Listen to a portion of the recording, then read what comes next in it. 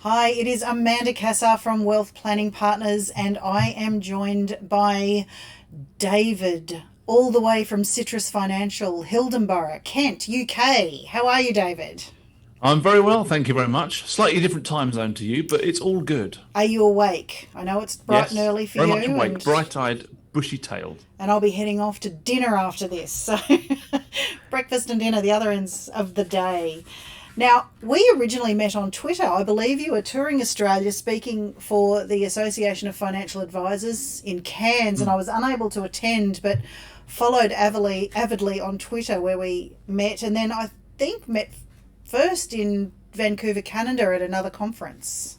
Mm. It rings a Yeah, bell. So, yeah, we've connected a few times over the years then where you've been speaking or we've been attendees at a conference, and both being financial advisors around the globe have shared some ideas and thoughts. And thank you for collaborating when I got to write my fabulous book, Financial Secrets that was Revealed. brilliant. I think That you were was the first great. person I actually called to be a guest in my book. So thank you Well, for I was the first that. one that answered. No, you were definitely the first person I asked. I love the quote that you've got on the front of yours. You control your money. It shouldn't control you. Understand it and don't be frightened of money. Do you think a lot of people are frightened of money? Money controls everybody, whether you want it to or not. It doesn't matter how much relevance or importance you do or don't apply to it. It does kind of make the world go round. It can cause a lot of emotional stress, anxiety. It can give an awful lot of joy. So it's just very important with people with when I'm talking to our clients is to make sure that they're in control of it. In other words, have a handle on it, have a budget, know what your expenses are, where you're going to head, etc. Whereas a lot of people don't. They tend to sort of stumble from one day to the next, to the month, to the year, and then look back and think, how did I get here? So it's very important, and it's not easy to do. And I think money also it can create a lot of fear with people as well. If you haven't got enough of it, or you worry about it, it does create the situation where we've probably all seen people that maybe don't open the post where it contains a credit card bill or a bank Yes. statement or whatever. People don't like opening it because it's the truth. Whereas we should be facing up to it. So control the money, otherwise it will control you. It's a very good mantra. It is indeed. Now, one of the things I wanted to learn from people when I was putting the book together was if how we grew up and our parents' beliefs around money impacted us as we grew up. And I think one of the outstanding things I learned from interviewing everybody and saying, "What did your parents teach you about money?" It was a big fat nothing. So, having said that, there were also a lot of unspoken lessons that obviously you're picking things up over the years, even if money isn't spoken about. Now, you said your upbringing was super average, very middle class, mum and dad. I think you said dad was the worker, mum was a homemaker, which was obviously, how it was very popular back in the day when we were little people. Can you tell us a little bit about your upbringing and your family and how all that worked? Yeah, sure. So yeah, so we're very just middle class, nothing particularly ordinary or special. Parents, my dad was a teacher, and actually my mum latterly, in after sort of later in life, went into teaching herself as well. And we didn't live anywhere particularly posh or fancy. We had a great life. There was myself, my sister, and mum and dad, and we all just got on and had some fun, and we did all the normal stuff that families do. But when it came to sort of money, there was never a huge conversation about it. But I always had this sort of inner drive to want to do something a bit different. And there was this instant once where incident sounds very serious, like a crime, isn't it? Um, there was this time, and I can't remember how old I was, but as when you're a child, you always want a new bicycle. Ah, the And incident of the new being what you bicycle. can't, a bike, yeah. So what you Sounds like a can't tell from this Sherlock video, Holmes mystery. it is. Now, what you can't tell from this video is if I stood up, you'd see how tall I was. I'm 6'4". So consequently, as a young lad, I was very tall as well. So I outgrew things very, very rapidly. And one of those things was a bike. So there was one day when I wanted to go and get a new bike, and it was like, right, okay, and they're going to take me down.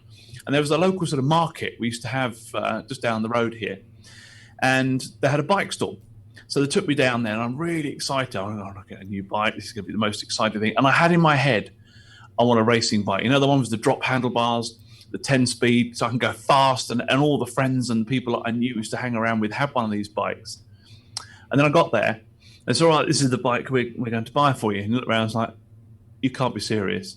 And You would have been the daggiest kid in the 70s, I'm guessing.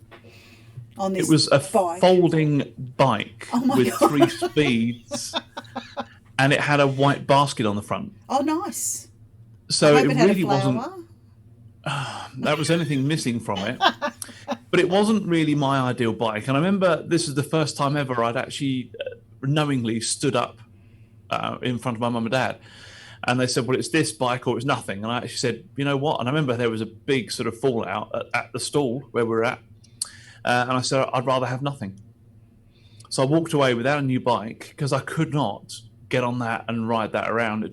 I couldn't.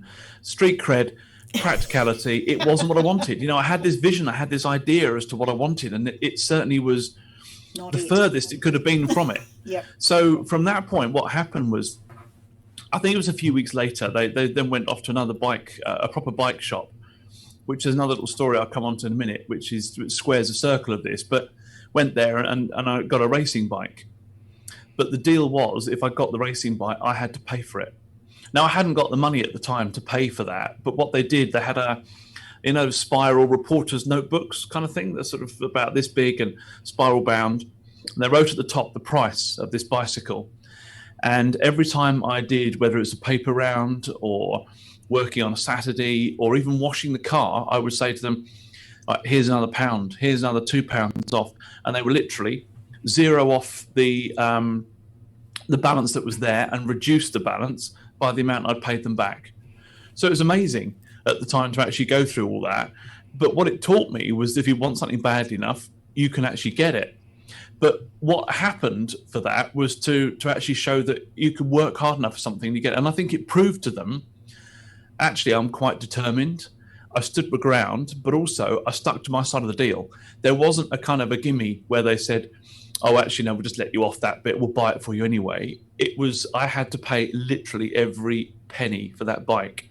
And it was ironic that some years later, it's about 10 years ago, as I've been in business, running my own firm now since 1994, Mum and Dad actually gave me this little present. I was like, what is this? I opened it up. And it's the original receipt for the bike that they had framed. Because I think that was probably what helped spur me on. It's in your book. We did put in the book, yes. Yeah. And when I visited the UK, and it's amazing that they've actually kept that. Yeah, absolutely. So it's really, really good. So what's in with the squaring of the circle is that I have a son. He's currently 10, and it was time to buy him a new bike. So I didn't make him necessarily buy it, but my grandparents bought him a bike, and we got the bike from the very same bike store that my first one came from. So He now has a bike with the same sticker from the supplier on it that I did. And It's just ironic how these things all come around, isn't it? Swings and but it does teach you a very valuable lesson at money. Not great at the time, but probably one of the best ones I've ever had. Yeah, absolutely. Now, you said there was also somebody else in your extended family who played a role in teaching you a bit about money in your teens. Can you tell us about Grandpa's role?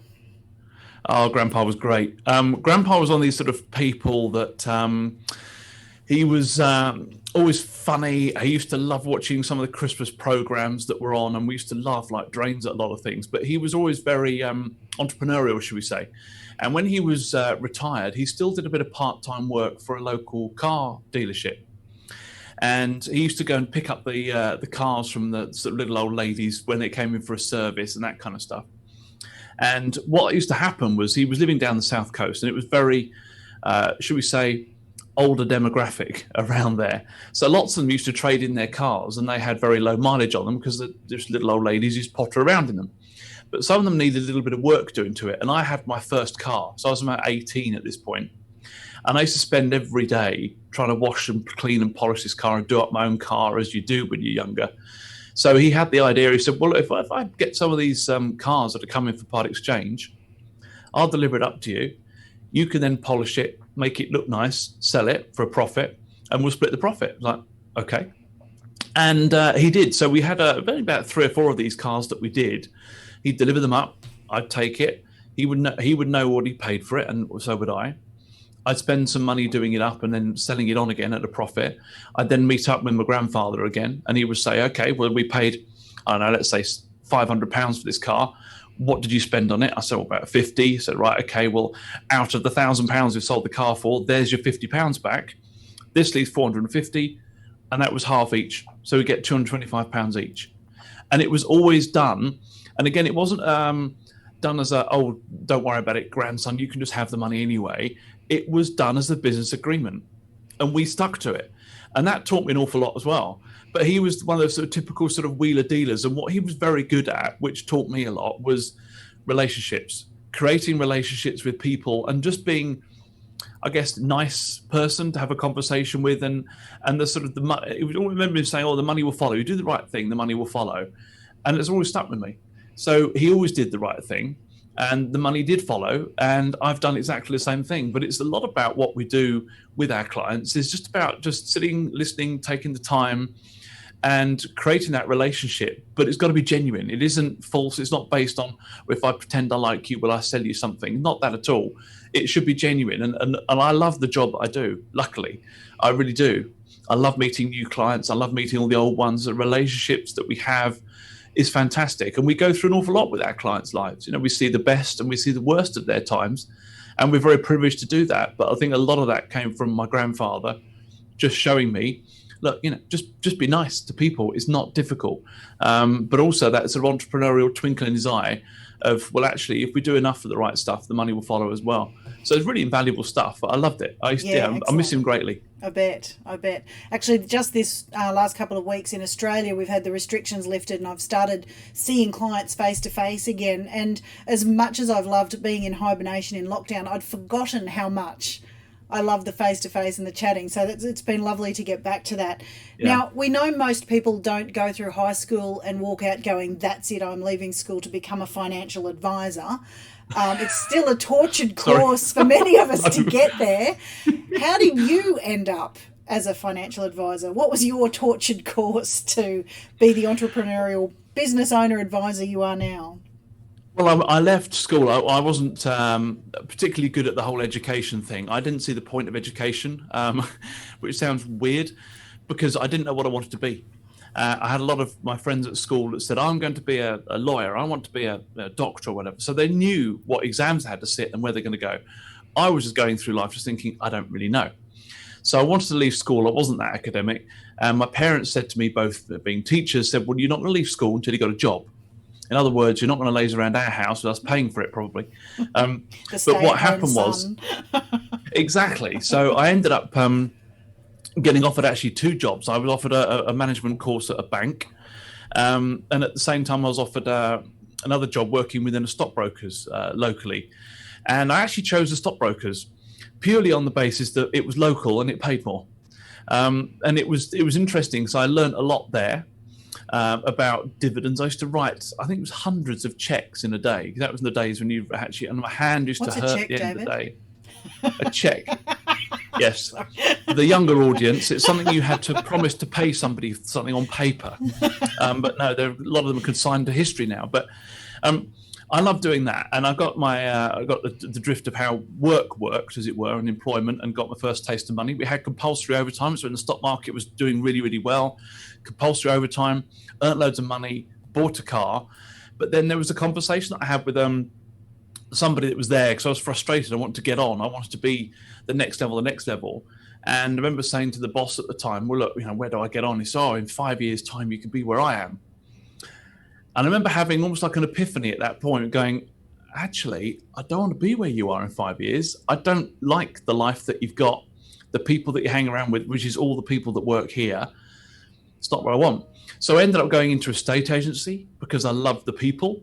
And then from there, lost my job there because it all closed down in another recession, and almost fell into financial services because the estate agency was this situation where if you run a branch of real estate, then you actually sell the house, you do the mortgage of the house, you do the mortgage for the person that you're selling the house for. And that gave me the intro to financial services, for want of a better word. And then when that all sort of ended, I ended up falling into financial services because the guy that I used to know from that estate agency that headed up the financial services department there said, you should come and work with me. I've got so many clients. It's really sort of easy money. So I did. I went to go and work with him for a bit, only to find that things weren't quite so easy. And there was a few issues that I wasn't particularly happy with in terms of the way that things are being run and done. So I decided to go out on my own and do it my way. to give me the freedom of the sort of relationships that I wanted to have, to give me the freedom to do the business that I wanted and be me and not be shoehorned in.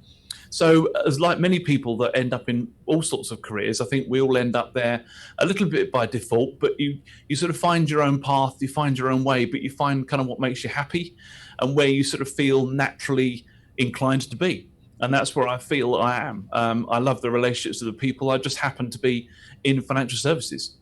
I could do anything, and I would like those relationships with those people that I deal with.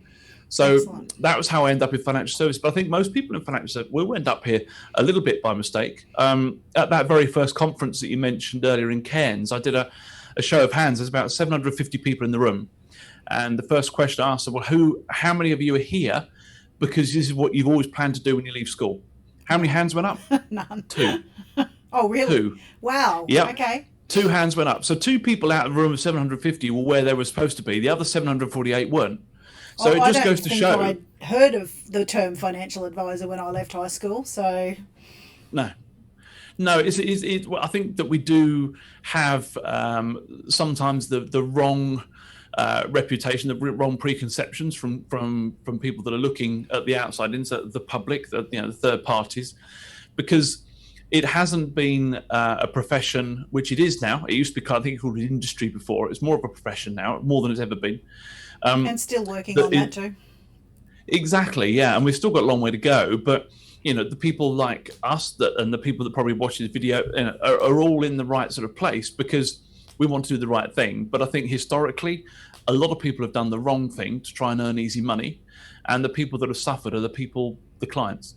Yeah. So we've got a lot of work to do to build up that trust, which is what we should be getting as financial advisors, is absolutely. that whole level of trust piece. But, it's our job to do it, and it's up to us to go out and do it and prove it. And I think we're slowly starting to turn the circle, and there's light at the end of the tunnel. It's getting brighter. And it's a good position, and it's a good business to be in. It definitely is. So a lot of people think that entrepreneurial path is, you did this job, you did that job, you're leapfrogging all the way along until, things just keep getting better. What personal financial setbacks have you had on the way? Because being a business owner, I know it isn't all, rainbows and unicorns and good times. So how has that path gone for you? Well, when I was speaking earlier, when I lost the job when I was in real estate agency, I had just recently bought a house, and I remember saying to the boss of the estate agency, "I'm just about to buy a house, take on a big commitment for a mortgage here. I just want to make sure we're okay." "Oh, yes, you'll be fine. You're going places with us. We only see the future as bright." 6 months later, I was made redundant, and everything closed down. So I'm trying to pay for a mortgage. But what was interesting is, and again, it comes back to relationships. One of the jobs that I had on a Saturday, when I was busy trying to pay off for my bike and my car and everything else I was doing, I worked in an electrical shop, a big chain over here. And I'd kept in touch with the boss that was there, who'd actually gone since to set up his own computer supplies business. Now, at the time, it was, I'm just trying to think, it must have been sort of the late 80s, I guess, somewhere around there, early 90s, when computers and home computing was becoming a thing. So we wanted things like disk drives, we wanted printer cables, we wanted all the sort of consumables, and he did them.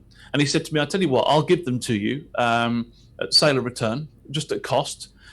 You go and sell them." So I went off and took a load of stock from him. And I was getting up early on a Sunday morning at 5 o'clock in the morning, and I would go off and do boot fairs. You have them in there in Australia. Car boot sales, absolutely. Yep. Yeah, car boot sales. So I used to turn up with my car boot and set up a wallpaper pasting table and sell their stuff. And then started creating something with this. I had a mailing list. I had people that would come and find me.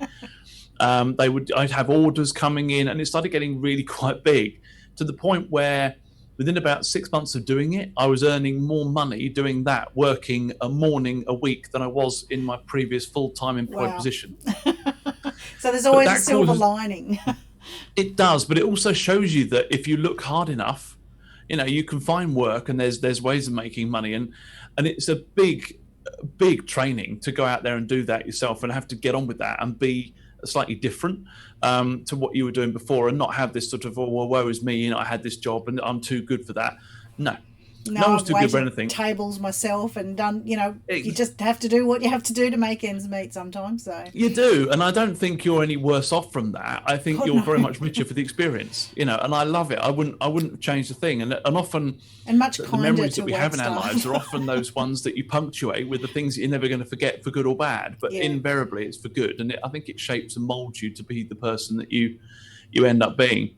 But that was great. So yeah, you see, redundant. I had only had the I one think car, you were a couldn't go to interviews newlywed. anywhere. You were a newlywed too at the time when all this was happening. So, Yep.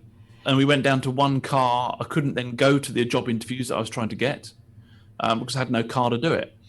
So it's you just find ways of doing it. So in the interim before starting at the sort of financial services side of things, I was actually working for a school photography company selling photo. So when you go and have your children's photographs for school, then you would have this. I was selling that, but I was only selling that because I got a company car, and having a company car meant I could get to interviews. So I used it as a leapfrog to get there. But one the day I actually resigned from, I was in there about 6 months, I think, working for the photography company. I was the top salesperson because all I did was just call on the schools, just be nice, turn up, and just not try and sell. And I ended up getting loads of people that wanted to use us for the photography, and I ended up their top advisor, whatever you want to call me at the time. sales So guy. it's funny, but I had the company car. That's great. Excellent. So even when you, I remember you telling a story about also once you had the business up and running and there were a lot of changes in legislation in the UK, you went through a rough patch there as well. So can you tell us a little bit about how that worked? Yeah, so over here when I started with the chap that set me up, he sort of portrayed the idea, which I think is possibly one of the sort of biggest lies, I guess, in financial services. Oh, it's easy money. If you sell enough of this, that you can make this. And at the time, everything was commission based as well. So at the time, so when I got there, we were selling this one product. It's called endowments that we used to do alongside a mortgage, and you could do a few mortgages a month and advise on a couple of those, and actually you would do okay. There wasn't much choice of anything else. That was it. And then what happened was that the government legislated against those being allowed anymore. So suddenly, a lot of my income source, 90% of my income, disappeared overnight. So then you start looking at other things and you think, okay, let's turn myself to pensions now because they can still earn money there. So I did that, and then that product changed. And it just felt like I was on this never-ending cycle of whatever I tried to turn my hand to was being taken away from me, and through no fault of my own. I was advising the clients to do the right things if they had an endowment, if it was right for them. I was doing the right thing with the pension. What I wasn't doing is flogging a load of stuff to people that they didn't want, need, or wasn't any good for them. But because of a few people, the bad apples, Yeah. everybody got tarred with the same brush. So the rug was being pulled out from underneath my feet without me actually realizing it. And it kind of beats you down. So it got to the point with me where I was really struggling mentally. And I think a lot of people go through this. I didn't talk to many people about it at the time because I thought, oh, it's just something I'm going through. We all have rough patches. But what it meant for me was that I found it very, very hard to actually sometimes get out of bed in the mornings. I'd often be upset or close to tears a lot of the time in terms of what was going on, because I just couldn't control what was going on around me. And I thought, well, this is normal. But I looked at other people thinking, Anna, you don't seem to have the same struggles that I do. So what's going on? And very, very long story short, but I eventually sort of tried different bits of help, counseling, medication, all sorts of things, only to find that none of them really worked until I actually paid. And I remember doing this. I remember saying, look, this is what I've had done. I wrote it all down on an email. This is what I've had. This is what I've been through. This is how I feel. Can you help? And I literally copied and pasted this. I found all the top experts around in my region. And I sent an email because on the websites you can do the contact me. Yes. And I copied and pasted this same email to about, I think it was about 8 different experts locally here. I say locally, within about sort of 30, 40-mile radius. Just see what happened, see what came back. And somebody came back and said, actually, we'd like to talk to you. So I went along and at great expense, spent 45 minutes with this guy who then said, well, actually, you've been being treated for depression and you haven't got depression. I'm like, okay. So I've just spent 5 years of my life getting treated and counseled for depression that I haven't actually got. I said, well, what is it then? He goes, well, it's you're suffering from anxiety and panic attacks. I was like, okay, this is news. And he says, so for example, when this happens, you'll feel like that. And I went, yeah. And he said, and if you feel like this, then it makes you feel, I'm like, ah. And for the first time, I thought somebody understands me. Now I can sort this out. And because it's always very unnerving if you're feeling ill and yet you're trying to get treatment for something, but especially when it's sort of something to do with your mental health, because Absolutely. you can't see it. Yeah. If I had a broken hand, you could see it and you go, oh yeah, there's your broken hand, and I can x-ray it and I can see exactly what you need to do. But with mental health, it's a lot more complicated. So what happened with me, I went for a bit of counselling, but it wasn't working quick enough for me because I'm a bit impatient when it comes to things like that. So hard to believe. Well, there you go. So what I did was then I actually wrote another email, because I thought, well, the first one worked quite well. And I wrote another email just saying, right, this is my history. This is what I've been diagnosed with, and this is what it's all about. Can you help? And I sent it to about 10 hypnotherapists. So I'd been watching a program. I like Darren Brown and people like that. I just find them fascinating. And I think the human mind is an amazing thing. Agreed. So I sent it to about 10 hypnotherapists around the area with the same story, and just almost to sort of throw it out there and see who comes back. And most of them all came back saying we're willing to help. One chap wanted to come out of retirement to help me. But there was one that particularly fascinated me, and she was a lady locally who I'm still in touch with today. And she said, I really want to help you, but can we have a phone call? I just think it'd be good. And I was like, okay. So I rung her up. And it turned out that her background was that she was a journalist. And as part of one of the newspaper stories that she was writing, she was researching hypnotherapists to prove what a shower that they were. And it was the whole thing was in your head. You couldn't get hypnotized. It's all just a stage show. It's all just crazy. And so she went off to go and research this. And in doing her research, went to see a hypnotherapist as part of it. And this hypnotherapist changed her life. So she decided she would do the same and stopped being a journalist and trained as a hypnotherapist. Oh, wow. Talk about conversion. So that lady saw me, and I have to say it is brilliant. For me, it worked really, really well for me. It works, different things work for different people. But it was probably the laziest therapy you can ever have. You lie back on a couch, you sort of fall asleep for a bit, or you think you do, and then you wake up. And you think, well, what just happened there? I remember saying to her once, well, I said, I think I was asleep. Because when you go to sleep, your legs sort of flinch and things like that. Yes. And she said, oh, yeah. They said, you might have been. She said, but then why did you wake up when I said 5, 4, 3, 2, 1, well, open your eyes? And you did. I was like, okay, point taken. And anyway, so after a few sessions of that, it was brilliant. It doesn't go away. I still get the thoughts and the feelings, but what it is, it's more that I'm a bit like going back to you controlling the money. I'm controlling the mind, not the mind controlling me. Yep. So I'm far more aware of it. I know the sort of what to watch for. I'm not completely insensitive to everything. But what it has done is given me a different view of other people, and maybe an appreciation for what other people might be going through, and invariably privately. So I can sort of spot signs now, especially with the clients or friends or family that I'm talking to. I'm pretty perceptive at being able to spot things and check in on people to make sure they're okay, and have sort of other conversations. And I've had some amazing conversations. One of them with a friend of mine most recently. I go skiing every year down in France that involves a 12-hour drive.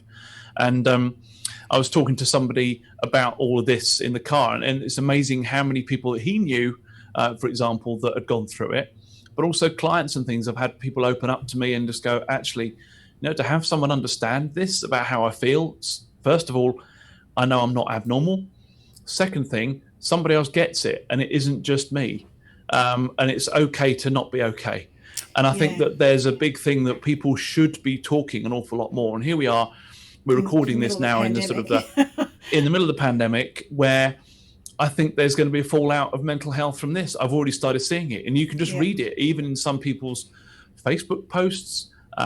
You just see a change of mood and a change of feeling. Well, I mean, also this week, we're seeing the riots in America. People, have been locked up for 6 or 8 weeks. The riots over the wrongful death of George Floyd and other, African Americans. So the massive outpouring, over and above, I think the grief, the anger that is going on is also part of that fallout. And I know I've been privileged to be with you at conferences after you shared your story to, I think, 14,000 people one time in Vancouver. I was there a year later when a gentleman approached you and was so grateful that you'd shared that story and what a difference it had made in his life. And I know I got a little bit teary and choked up to, hear the gratitude in his voice that, it made such a difference for him that someone was okay to be vulnerable and to say, people see the outside. I know you've got a presentation that you do on the BBC. You're seen in the media and everyone thinks, isn't life rosy? But that's not always the case. And to be able to be vulnerable enough to share that, I think is a very big gift. And, I thank you for the people I know you've helped by sharing that. Well, thank you. And hopefully it has helped other people to be more open with it. I know that I've heard from other people where I've met up with people afterwards that have been in tears and so on. And I don't want to see anyone upset, but I just think it maybe gives permission for people to be more open. And if actually, because it is right, because I think a lot of what anybody does with their work, professional, doesn't matter if it's financial services or not, there's always this thing of, you first meet people, so how are you? How's work? Oh, it's busy. And this default answer is that we're always programmed almost to look at me. I'm very successful. I'm so successful, and everything's wonderful around me, because we don't want to say, well, actually, you know what? I'm having a really hard time. Because people don't know how to react to that. But we should be reacting more. We should be able to be more honest with people, and we should have those conversations with people. And that's all I'm trying to do, is to go out there and say, for goodness sake, talk. Be yourself. And just, you'll be surprised how many other people out there can resonate with that, more so than you saying and being somebody that you're not, or certainly not how you're feeling. But it's just important that people should talk, definitely. Absolutely. So back to the financial part, which I know you've shared that at financial services conferences. I suppose one of the things people come to advisors for is, I need advice. So what's the best financial advice you've personally been given by somebody, anybody? Crikey. I mean, there's all sorts of, I think a lot of it is about taking risks if they're calculated. I think sometimes we're too frightened to do things. I'm very mindful. Here I am. I'm early 50s, and my life is whizzing along. So what I don't want to do is to end up, and we counsel clients with this as well. Let's say, later on down the line, and you're sort of on your deathbed, and you think, I wish I, or should have, or could have. Now, I'm not advocating for one moment that anybody goes off and spends money they haven't got, because that's wrong. But to actually sit down and think about what their life's about and what they want to get out of it, and how much they need to do that. Do they want to go on the big holiday with their families and parents before it's too late, but I kind of mean it, before it's too late. Yeah, absolutely. What is it you want to do? What is it you want to experience in life? I think for me, financial planning is all about that, not about the product. So people will come to me saying, I need to sort out my pension. It's like, you don't want a pension. No one wants a blooming pension. You want what it does. Yeah, absolutely. Yeah? So if we can get to that, no one wants life insurance. They want what it does. Yeah. It's all about getting to the bottom of it and say, well, what is it you want and you actually need? But yeah, I would say have the odd bit of risk to make it calculated. Have a can-do attitude. And if you work hard enough and you're doing something that you're absolutely passionate about, then you're going to have some fun along the way, and you will make some money. And people won't mind if you do. I think you've got to be that sort of person where, I remember turning up to go and see a client once, and I'm lucky I've got a cousin that works for quite a well-known sort of car dealership brand. And I've turned up because I do it because it's just easy. I'm going to think about it. He says, just take this car, sign here, and I'm done. And I get it all at staff and family rates, which is great. So I remember turning up to see a client once, and it was almost, someone got a good car. You're obviously doing quite well. And I felt straight away like I should apologize for that and go, it's okay, but blah, blah, blah. Oh, no, and I don't know where it came, but turned it around its head straight away. And I said, the last thing you should be doing is dealing with an unsuccessful financial advisor. beautiful. And absolutely since then, now what happens when I go and see him, he's like, oh, what car have you got? He always wants to make sure I've got a better car than him because he knows that I'm aspirational. And if I turned up in some old wreck, he would probably be more worried. Yeah, absolutely, as he it's should about be. finding that middle ground. Now, I wouldn't turn up in a yellow Ferrari. That's definitely not my style. But something that's smart. Something At 6 like, foot why four, should I apologise David, for it? you'd be unlikely to fit in a yellow Ferrari. That's true. 6'4", I definitely wouldn't. So that's the best advice you've been given, to take that calculated risk. What's your top tip that you like to give to your clients? Be aware of what you're spending every month. Actually write things down. Very few people that I see actually have a budget planner or a spreadsheet of some sort. Money tends to just disappear. And I had a great expression that a client told me about the other day. He says, well, it's just life gunk. I never heard. I said, life gunk. Life gunk. And he said, well, I said, what's that? He goes, well, you take some money out. He said you might take out £10, $10 or whatever to go and buy a paper or a coffee. And you've got the rest of the change. It's probably 70% of it. Where does it go? It just disappears. Stuff just happens. And it could be that you buy a beer with it. It could be that you lose it in the back. He said, but just stuff costs you a lot more. He said, and actually, if you actually allocate, I mean, there was somebody who I was sorting out that had horrendous sort of financial problems, and she collected teapots. Okay, and she had this fireplace, and I put a teapot, about 6 teapots up in the fireplace. I went, right, put a post note. That teapot is your electricity and your gas. So when you get paid, you take out cash, you put that one in that teapot, this bit for your food in that teapot, this teapot for your petrol, and we label them all up. I said, and then you know what you've got to spend on each one. And so I've never been aware of that before. I used to just spend it as I wanted to and hope it would be okay. So I would say to people, write a budget and be aware of what you're spending every month, and keep an eye on what goes out your bank account, because you'd be quite surprised as to what you can spend on life gunk stuff, or the takeaways or going out a lot.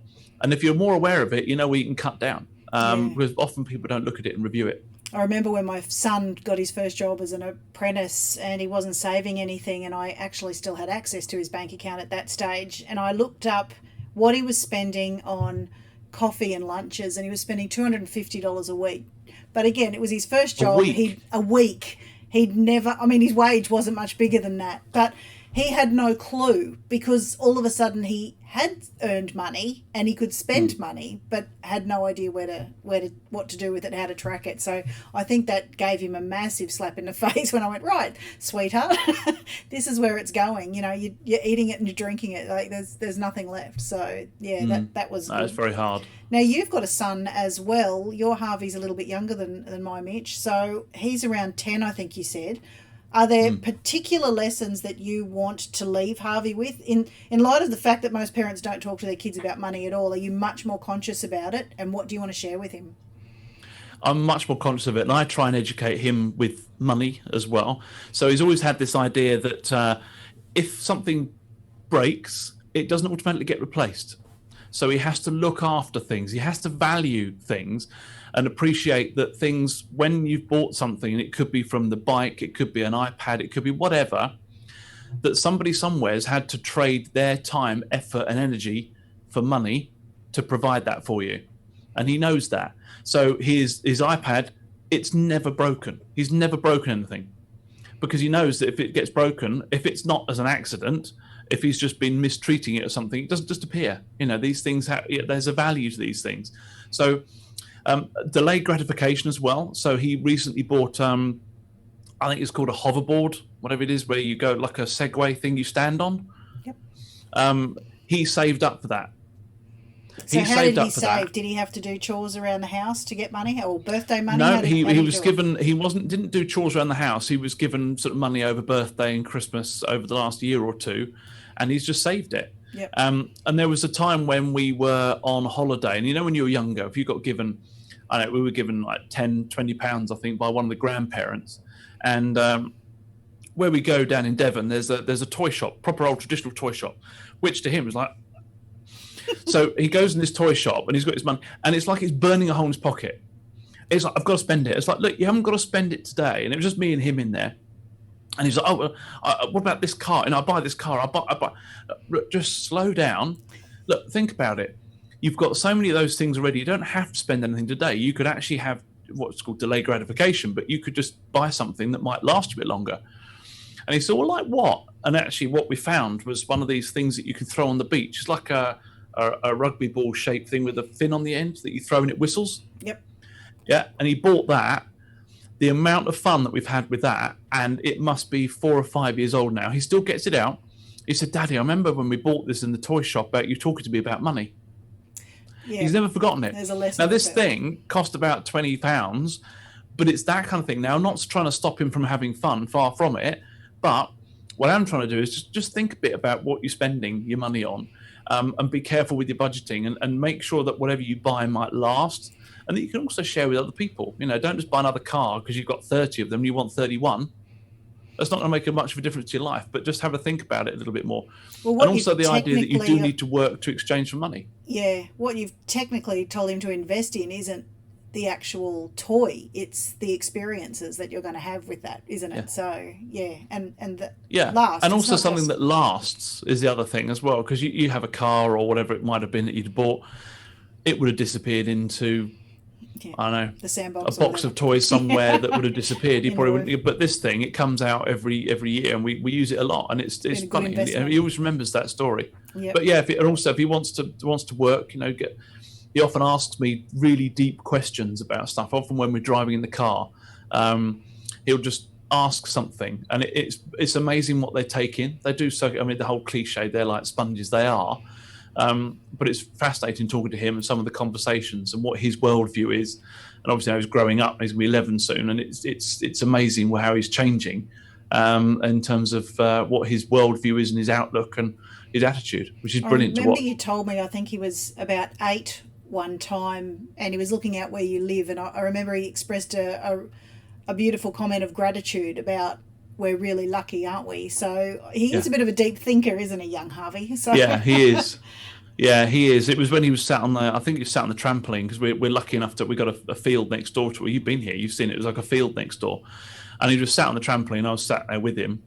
And he said that. He said, we're really lucky, aren't we? And it was like, yeah, we are. But, it isn't luck. It's hard work. It's effort and it's thought that gets you to these things. But he sees some of his other school friends have got bigger gardens than what we've got, but some of them have got smaller ones. And he's very aware, but I've always been very keen to show him that there are two sides to life. We took him up to a presentation from one evening up in London to go and see somebody's off the television. I've forgotten his name now, but it's a television sort of wildlife presenter, really well known.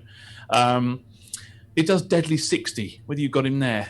Who was that? Oh, we've just never replaced Steve Irwin. We've just gone into mourning. No, he's just like Steve Irwin, but the British version. Well, except his children. So he's better. But anyway,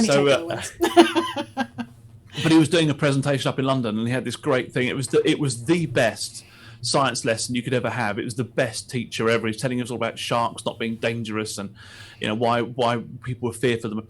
Anyway, so we're walking back, and we're really early for the train. And there was this homeless guy just on the side of the road as they are.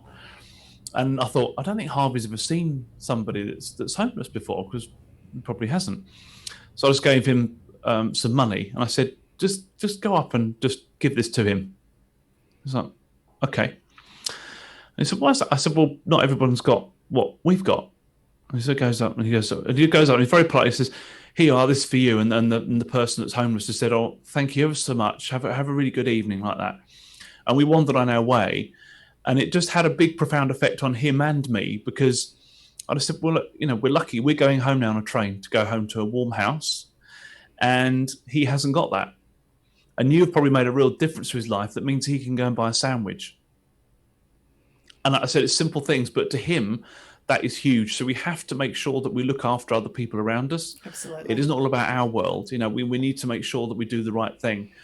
And he's never forgotten that. And he's very aware since that. And it's funny that when you do these little things with people who are little people, what sticks up in here and what they remember. Absolutely. That's just sort of one of the best lessons you can ever have, is just showing them the real world and explaining your view of it, so they appreciate that it's not all there for them. Yep. It's just to appreciate others, and he certainly does appreciate others. He's very thoughtful. He thinks a lot and says a lot, so I know he gets it. Yep. Oh, I'm glad that we've got a generation here that's actually teaching the next generation. So that's very, very cool that we're playing it forward, I suppose, for want of a better word. Now, Mm. David, do you personally have a favourite form of investment? Yes, yourself. Honestly, I was never very good, as I said, with school at the point because I didn't see the point of it. I didn't know where I was heading. Now I'm kind of in this groove, and I found my niche or niche, as I think some people say.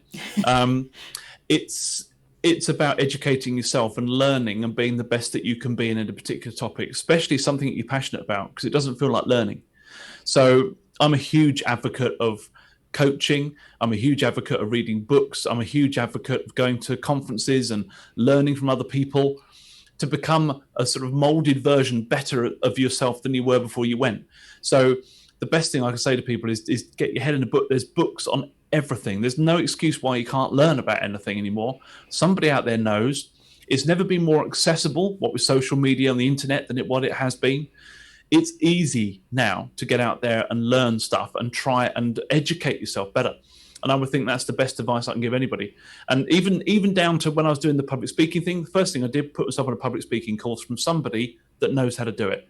Yep. You know, so I've been trained. I know now what to do. So it's not difficult, but it isn't easy either, because it means that you've got to make a bit of effort. But if it's worth it, and boy, is it worth it. So I would say invest in yourself and educate yourself.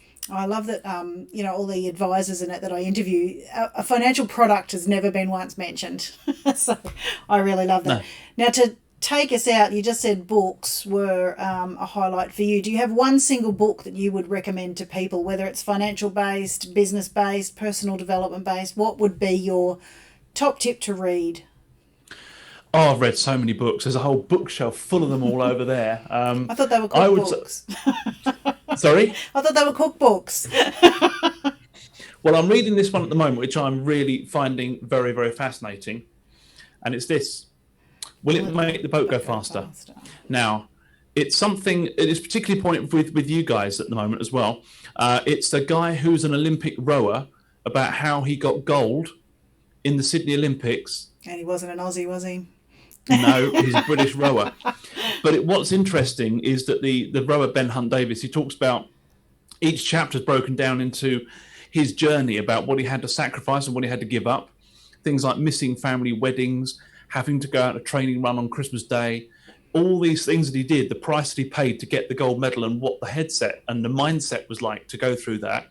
But then as he outlines each chapter, then this other lady, Harriet Beveridge, who's sort of a psychotherapist, something, then analyzes what he said and why it meant so much and how it means and how we can adapt it to ourselves. So it's a really powerful book, and it's a nice, easy read. I like an easy read. Okay. I like something I can just pick up and just go through. But there's countless books, but just pick up a book, read it. Even if you're not really good at reading, there's loads of apps. I think we can read a book in 15 minutes. Yep. If you really like Blinkist that. Or Audible, and so many options now. Loads of stuff. Highlight reels. Yeah, and Audible's brilliant, because if you're in your car for any period of time, my commute every day is about 10 minutes, 15 minutes to the office when the office is open. So each day, that's 20 to 30 minutes that I listen to a book. You add that up over 5 days, you've got 2.5 hours of book reading in a day, in just doing your normal daily routine. So there's no excuse for people. You can pick up a book even if you're listening to it. Yep, absolutely. Well, thank you so much for sharing all your tips with us, David Braithwaite from Hildenborough. We appreciate that. And thank you for having me. It's been a pleasure. It's been brilliant. It's like I could chat for ages, as you can probably gather. Indeed. Well, thank you again, and I'm sure we'll catch up another time. Yeah, thank you very much.